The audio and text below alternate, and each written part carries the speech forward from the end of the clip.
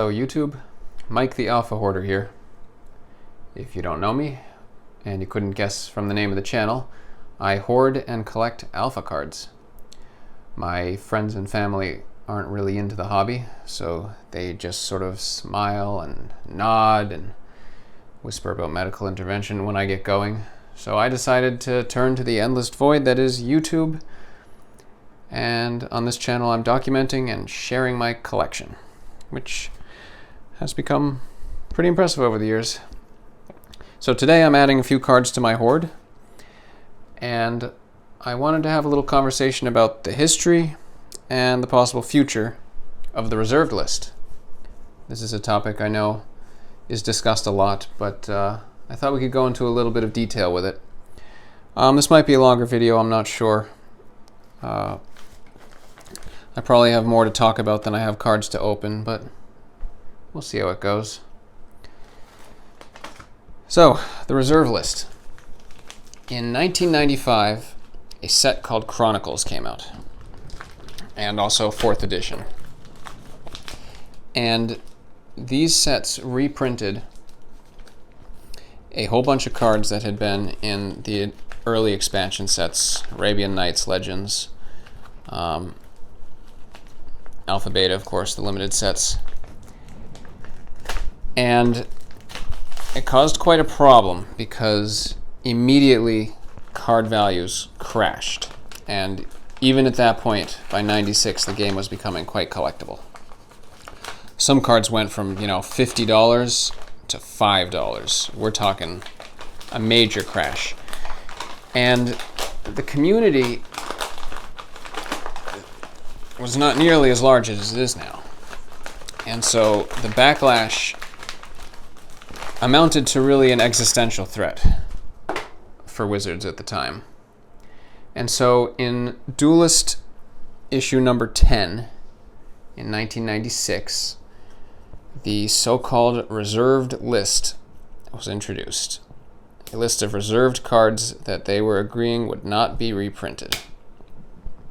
And in that first version of the list, it included all limited cards, so Alpha Beta, that were not already present in 4th edition Ice Age White Border, as well as all uncommon and rare cards from Arabian Nights or Antiquities, and all rares from Legends of the Dark, again, that weren't reprinted already in a White Border. And then they also outlined some of the rules for how future sets would be handled with reserved cards. Now, despite this list coming out in 1996 and these rules, they almost immediately started tiptoeing around it. Gotta be careful here. This is taped on. Maybe I can just slip it out the top. Anyway, they almost immediately started tiptoeing around the list because starting in 1998 and continuing through 2009, they released judge foils, special limited print run premium versions of cards that were supposed to be reserved, including Gaia's Cradle, Survival of the Fittest, things like that. Pause in the rant for a moment while I enjoy an alpha card. A nice one, by the way. Good old JM Day. And one of my favorite artists. Really cool artwork.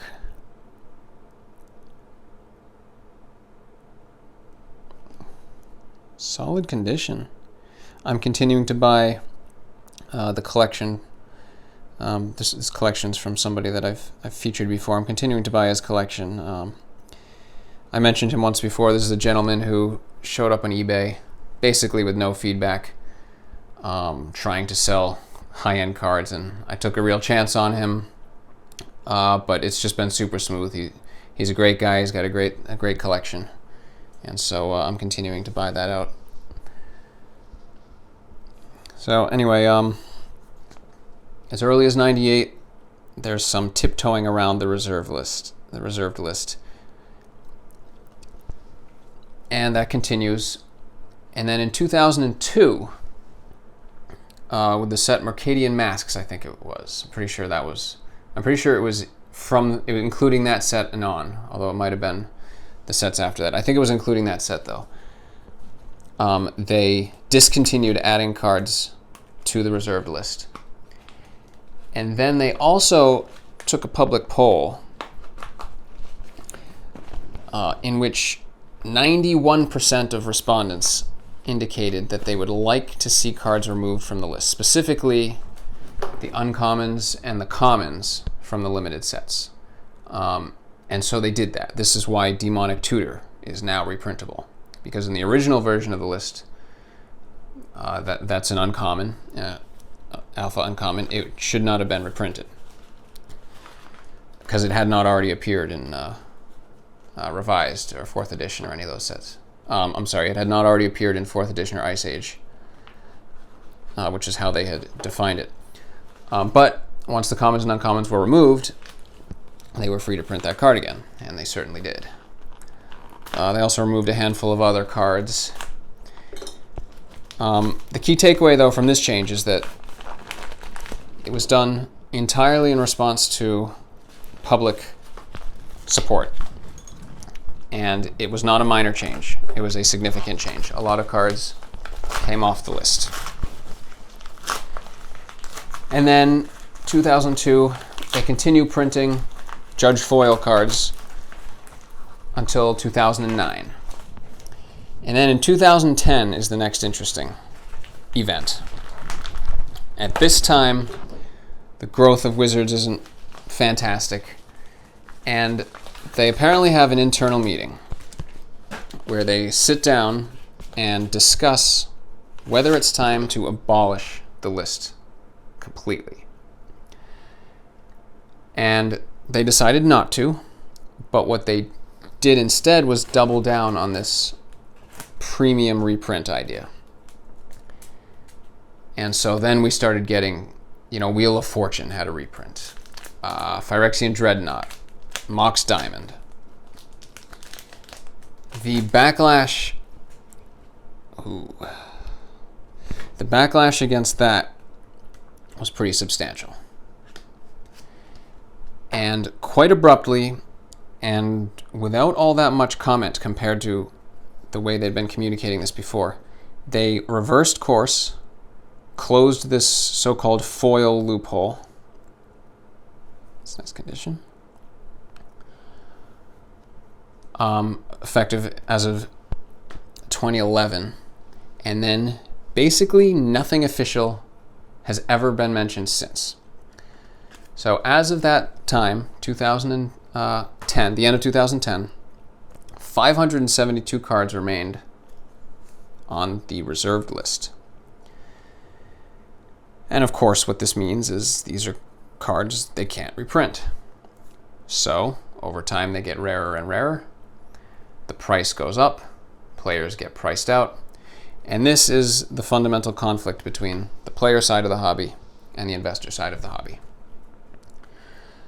But just to dive a little bit deeper,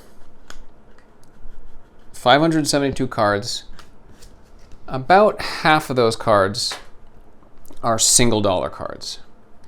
In other words, they're basically comparable to modern non-reserve list cards.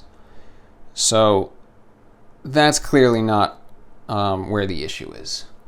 And then according to a blog that Star City Games put out a little while back, at the time they quoted about 80 of the cards, only about 80 cards on the whole reserve list were over $30. So it's been a little bit of time, not too long since that blog post, but I'm going to call that 100. Decent condition rare here. Very nice. I'm going to call that 100 cards over $30. And then you can pull a couple more off that list if there are, say, a non-English version, or you can pull off like Chaos Orb, that they'd never reprint a card that you have to flip, Falling Star. If you go through that, about half of those 80 cards are actually playable and only have a single print. So really, the whole reserve list debate comes down to about 50 cards. This probably being one of them. Wow, look at this guy.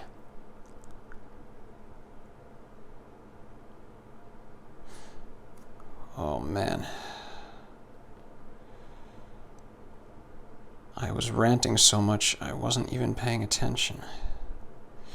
Alright, so the back has a little bit of surface wear here, but this is quite a clean card. Very nice centering. Corners are a little beat up down here in particular. Edge has some scuffs. But that is just a beautiful piece. Is there anything like the Alpha artifacts? Seriously, I don't think there is. Wow, look at these two. Great take today. What were we talking about again? All right, so the whole debate with the reserve list really is coming down to a small number of cards. It is not about the cost of old expensive cards. The reserve list debate is not about the fact that this card is thousands of dollars. Well, that's probably a bad example, although I actually don't. I think that statement was true, but a better example might be, say, Birds of Paradise. That's a $5,000 to $10,000 card. You know, a centered Birds of Paradise near mint alpha is $10,000 easily, because it was so hard to get centered. Sarah Angel has like 40 reprints. That's coming up on a $2,000 card now for near mint. 2,500. There are a lot of old cards that are really expensive because they're really old cards, and that gets conflated with the reserve list conversation. But a lot of these cards that I'm, cards like this over here, this, even this, these are all expensive cards, but that has nothing to do with the reserve list. And even in this case, the cost of this card compared to, say, the unlimited version is not a consequence of the reserve list. The price of the unlimited version is. But anyway, the point is, it's actually a pretty small number of cards that we're all talking about when we are fussing about the reserve list. So, will this list ever go away? If you're a player new to the game and you want to do a Twiddle Vault deck, you're probably priced out. Most people cannot afford these cards. So there's an argument to get rid of the reserve list. Will it go away? There has been no official comment, like I said, since the 2010 episode. But we do have semi-official comments from Mark Rosewater. Now, he is the lead game designer, I think, since 03, something like that. Pretty high up, pretty well respected. I have a couple of quotes of his that will just sort of shape the thinking that seems to be going on. Nice fire elemental. Man, you don't see a card like that anymore, do you? So his blog came online in 2014, and on the FAQ page, just give me a moment here so I can actually read these. Maybe I'll throw them on the screen. 2014, Mark Rosewater, he says, the page says, "When will you get rid of the reserved list? Never. Also, it's a topic I'm not supposed to discuss. Suffice to say, it is a promise we made a long time ago that we plan to keep." 2016, also on his blog, he says, "I can't change the reserved list. If only you knew how hard I tried." 2021 on his blog, "I spent years trying. I don't think it's going away. I can't go into details, but I think you all will be mentally happier if you accept that it's not going to change." So, as of now, continuously in the years since that 2010 decision, it seems, they are not looking to change or remove the reserve list. There's speculation as to why that might be. There's also the question of, will they ever change it? in order to know if they would ever change it, we have to understand why they're still sticking with it. And we don't know that. But like I said, there's some speculation. One of the more common theories is that it's related to issues around gambling and legality. So in 1997, there was a lawsuit titled Schwartz versus Upper Deck Co. And basically, they were trying to argue that Upper Deck was participating in gambling because these sports cards packs, some of them had a lot of value depending what cards were them, and some of them didn't. So it was sort of like a lottery. Ultimately, Upper Deck won that trial. And one of the key arguments that let them win was that they put forward was that they had no control over the secondary market. They were just printing cards and putting them in a pack. And then someone else, somewhere else, was assessing value to those cards. So that means Upper Deck Co. was not placing a prize in these booster packs. They were just printing cards. And because there was no prize, there was no lottery, they won that trial. Oh, very nice. So 1 year before that was when Wizards of the Coast made their announcement. And when they announced the reserved list, the language they use references collectors, collectability, game availability. And then in 1999, they make another statement. Oh, very nice card. Very happy with this. Tsunami.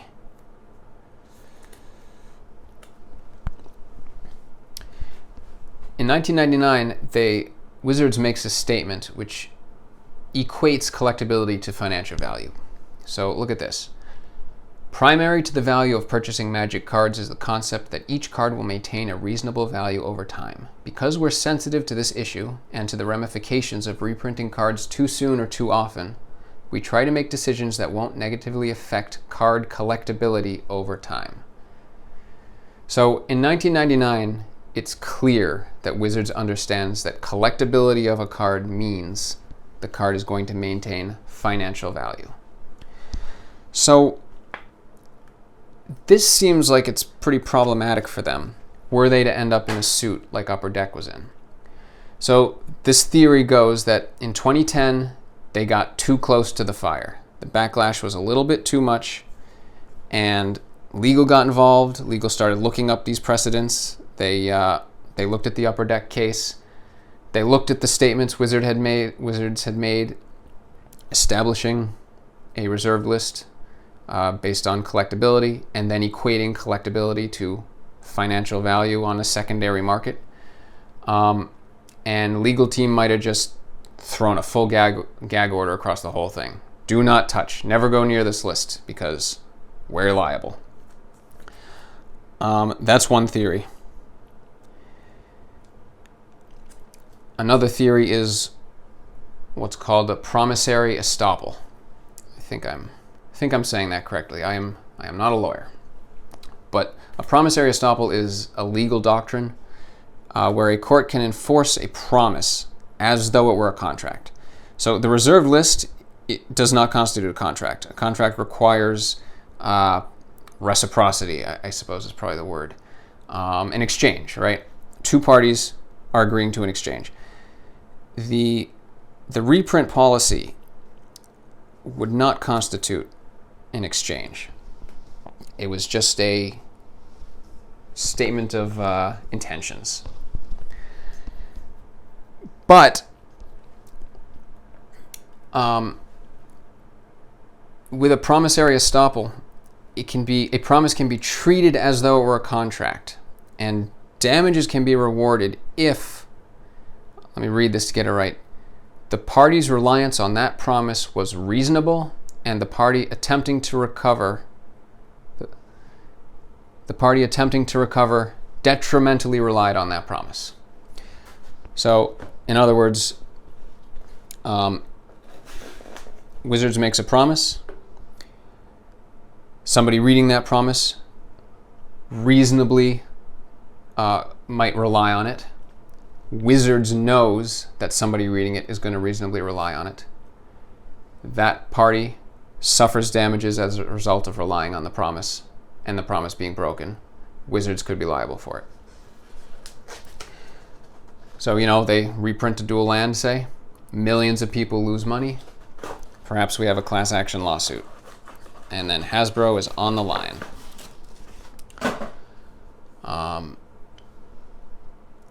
And of course, they reprint one thing. That would drop the price on everything in the reserve list, because once they do one in that manner, the trust is broken. And so, there's millions of reserve cards out there. So even a small percentage drop across, the set of reserved cards could be pretty catastrophic in theory. But the problem with this theory is that the reserve list was violated first in 1998, in effect, which is just 2 years in, when they did the first Judge Foyle reprint. Then it was massively altered in 2002, including removing tons of cards. And then they continued to print reserved cards in foil through 2009. So in order to sustain a promissory estoppel, you have to prove that relying on the promise was reasonable. And so that's what this would come down to if it ended up in court. Is it really reasonable for Mike the Alpha Hoarder to take this statement Wizards made and rely on it, when I can see that it's a statement that has not been followed on multiple occasions and is subject to change for various reasons? And, in this case, there's a lot of discretion given to the courts. It's really a gamble. I have no idea if that would hold or not. There's opinions on both sides of that matter. But even if it did hold, it's worth noting that the liability to Hasbro wouldn't be as bad as you'd think. So say in 2018 you bought a revised Badlands for $150, something like that. Today that card's selling for $500. Tomorrow Wizards reprints Badlands straight exactly as it is, and the card price tumbles from $500 down to $100, right? So what's that, an 80% drop in value? Your damages are $50 because you bought that card for $150. Your damages are not $400 in this kind of situation. They are not liable for the market price that you might have gotten. They are liable for what you actually paid and what you would get right now. And, each claimant would have to establish their cost basis, or, more likely there'd be a settlement in a class action lawsuit that gave everyone, a fraction of the loss. So, there's still legal fees, still bad PR. Maybe that's a detriment, but I don't think it's as big of a threat as everybody thinks.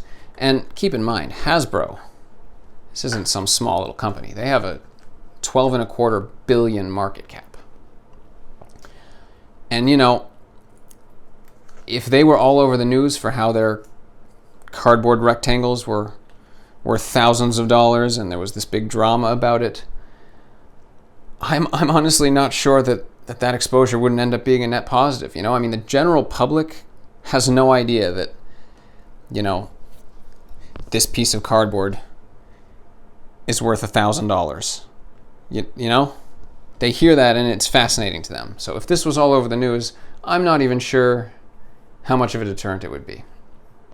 So that's another theory. Theory one is that this is just a legal situation. They don't want to get painted with the brush of gambling, and they've made statements that could get them into trouble if they were in a similar situation that Upper Deck was in, and so they just don't go near it.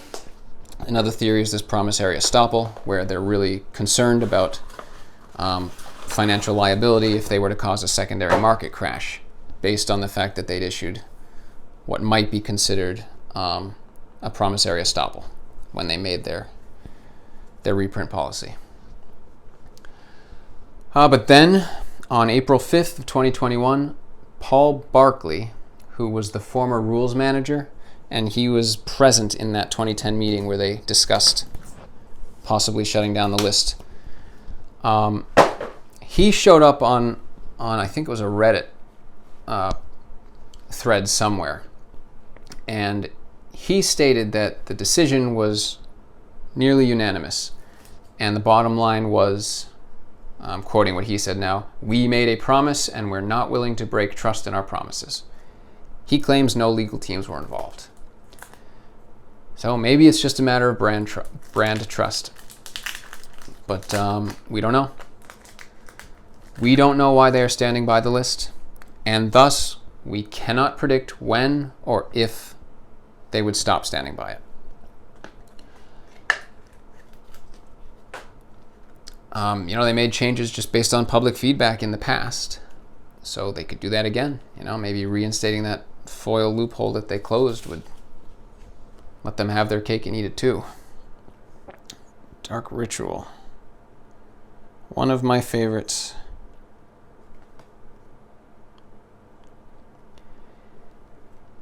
In 2015, Mark Rosewater, I guess I'll throw these up on the screen. In 2015, Mark Rosewater said, "We've done research on opinions on the reserved list. The pro-reserved list crowd stays mostly silent on social media, but it's a much bigger number than I assume most of you guess it is." So what I take away from that is that they are tracking this opinion on a semi-regular basis. Does that mean they're just going with the majority? And if the majority shifted, they would just shift too? We don't know. But speculation aside, can they effectively reprint cards even without violating the reserve list in a way that damages reserved card values?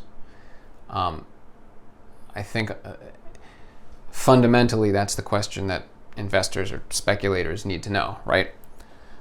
Suppose the reserve list is 100% safe. This card cannot be reprinted. But can they print something that would still clobber the value of this card? Well, the answer is, of course. For one thing, they already have. We've got Fork and Reverberate. Very technical difference there. One stays red, one doesn't. Alley from Cairo and Fortune Thief, nearly the same. Altar of Bone and Eladamri's Call. Deranged Hermit, Deep Forest Hermit. We've got Gauntlet of Might, and then they did Gauntlet of Power and Caged Sun. The problem here is that what constitutes a functional reprint is not up to us. It's not up to some third party. It's up to them. So here, look at this. Imagine some of these that might show up in the next set. Underground Seaweed. Suppose the next core set comes out and Underground Seaweed is included. So here, this changes the card into a basic land after the first turn. It could be any number of turns. So this is definitely different. It's pretty close though. This one is color restricted. So it makes it, it makes it different. It makes it somewhat less versatile. It's not a functional reprint. I'm sure they could argue that without any trouble. But really, you can't tell me this card would not impact the value of Underground Sea. It wouldn't wipe it out, but it would impact it. How about this? Commander Only. A bit of a precedent for this one, isn't there? Jeweled Lotus, anybody? Here, this version limits it by the type, which is much weaker, but still way better than any of the alternatives I can think of. And would this cut into true, the true dual lands values? Probably. You could limit it by phase. You could use some alternative to the shock land mechanic. And how about this? This is a dual land except for the first turn. So it's definitely weaker, but that's still pretty damn good. And so if they can do that without any consequences and without going near the reserve list, really, it's just a question of how close they can get. And, would they want to do that? Well, the incentive is obvious. Just imagine the millions of dollars in transactions over the last 25 years in dual lands. Millions of dollars. They don't get a penny of it. So obviously they'd be incentivized to find some way back into that market. Now maybe it would be safer for them, whatever distance they end up gauging between how close they're willing to go to this list. And again, we don't know what that is because we don't understand what the guardrails are that they're watching for. But, maybe something less iconic than a dual land. But you see the point, right? It's totally within their power to keep the list, have no risk of trouble, and still impact the value of your cards. And, those examples were functionally worse, but what about this? Minimally restricted, but it is restricted enough that they could claim it's, not a functional reprint. And then look, there's a killer additional feature. And that would definitely impact card value because playability is a major factor even for collectors. Jake from Pokenomics coined the term, or at least I've heard it only from him, that Magic collectors collect playability, which I think is a great way to look at it. We gravitate towards cards that were playable. I mean, if you talk about iconic cards, a card was iconic because it was playable, right? That's what that meant. It used to be playable, so it became iconic. And, they can break it and circumvent it, and they have. How far would they go? We don't know. Suppose they have 6 quarters in a row of just terrible financials. The CEO's job is on the line, this new guy that's been in there. If you think a huge corporation is going to tiptoe around stuff like this when the stakes are that high, then you're just being naive. Look at Flesh and Blood. I'm not really in that space, so I won't comment too deeply, but as I understand it, they basically threw collectors under the bus in a move that they think serves the players. Why? Well, it's obvious. Players bring them revenue. They don't get any cash flow from the secondary market. And a growing player base is all that's going to matter to them in the future of their game. So, of course they have to think about that. Of course they have to look at the financials. Hasbro finds themselves in bad shape. The CEO's in trouble. I don't know what stops they keep. It's anybody's guess. But the pattern since 2010 has been, don't get too close. And they certainly seem busy with other products. They've really honed Secret Lair. That's become a major part of their revenue stream. They've been tweaking the collector's boxes to get them right. This new thing they're doing with chase cards seems like they're onto something. So, why bother? Why bother fiddling with the old stuff? That's kind of where I land on this. I think the takeaway should be, will they abolish the reserve list? Who knows? Can they circumvent it in ways that impact card value? Absolutely they can and they will. They probably won't bother, but don't discount the risk. And this is one reason why I favor alpha cards. Just to pull up this example from before. Or is this guy reserve list? Actually, I don't know if this guy is, but this example from before. I don't really care if they do a reprint of Time Vault, even one that's better. It's not going to affect this card's value. Sarah Angel has many reprintings. Fork has a functional equivalent. every set has basic lands. But this card here that I'm holding, this specific card, this is valuable because of its incredible rarity, its age, and its history. This card is not valuable because of its modern playability. Now that is one piece of a large formula that generates its value. Yes. But largely, the alpha set is protected from any moves that might impact modern playability, including a violation of the reserve list. Okay, I think I ranted plenty. Hopefully the history was a bit interesting.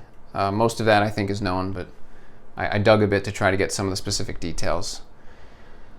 And yeah, we really don't know why they respect the reserve list, so it's best not to make assumptions about it. They can get around it.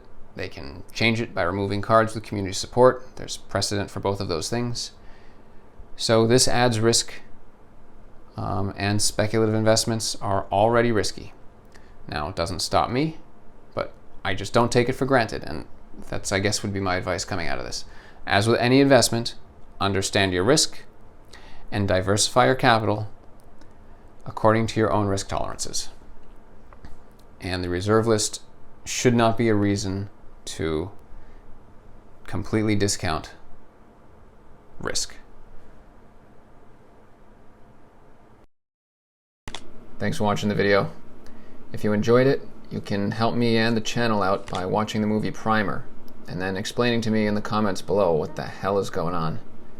See you next time.